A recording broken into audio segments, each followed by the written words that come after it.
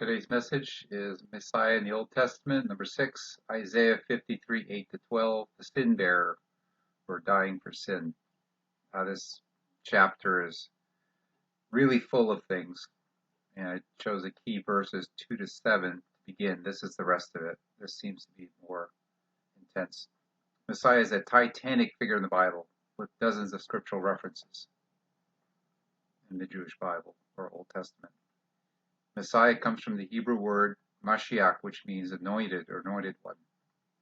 This is Christos in the common Greek or Christ in English. Who is the Messiah, besides being a descendant of Israel? Today's passage is Isaiah 53, 8-12.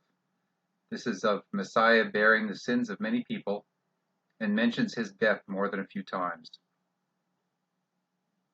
Verse 8 and 9. He was taken from prison from judgment. And who will declare his generation? For he was cut off from the land of the living. For the transgressions of my people he was stricken. And they made his grave with the wicked, but with the rich of his death, because he had done no violence, nor was any deceit in his mouth. Yet it pleased the Lord to bruise him. He has put him to grief. When you make his soul an offering for sin, he shall see his seed, he shall prolong his days.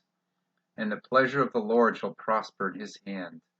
He shall see the labor of his soul, and be satisfied.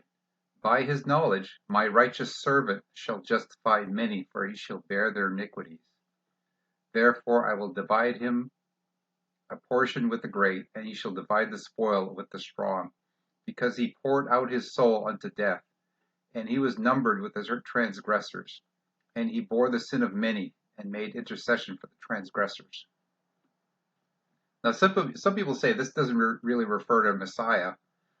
It refers to the nation of Israel. It says, he,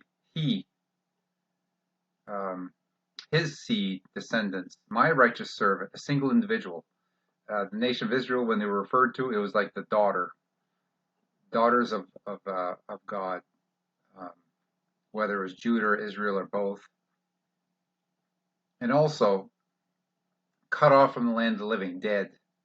With the riches, death, dead. His soul an offering for sin. With all the history of the Jewish people, they've never really been an offering for sin. Nobody's ever been an offering for sin. Not a single people in the history of mankind.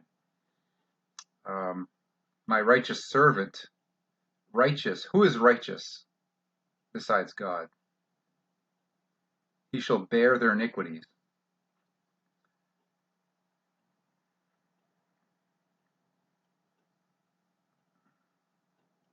All right. Key there for the whole passage. Isaiah 53 is very striking in detail. Many think it's in the New Testament when they first hear it. Messiah, according to these Old Testament passages, is to be cut off from the land of the living, 53 8b, or killed. For the transgressions of my people he was stricken, killed, as sin sacrifice. You could say, well, stricken, not quite dead, but it seems to hint at death there. His grave is with the wicked, that's dead. With the riches of death, that is dead. So with the wicked, died with poor criminals, criminals being wicked. It says, but with the rich, that means that somehow he was buried in a rich man's tomb, is my guess here. Nor was any deceit in his mouth, implies God's righteousness. This is a titanic figure, even in just this one verse. His soul an offering for sin, killed as a sin sacrifice. In the Old Testament, Israel would sacrifice a sheep for the sins of the people. Apparently here the Messiah is sacrificed as a sin sacrifice for the people. He shall bear their iniquities. Same thing. He's bearing the sin, killed the sin sacrifice, because he poured his soul out to death, died. He was numbered with the transgressors. So if it's numbered with the transgressors, that means he was righteous yet dying for a cause. He bore the sin of many, made intercession, sin sacrifice. So killed or death is mentioned 7 times in this passage. God clearly wanted to make a point. What do you think? It also says he shall see his seed prolong his days. Pretty awesome. Please Please leave comments, agree or disagree.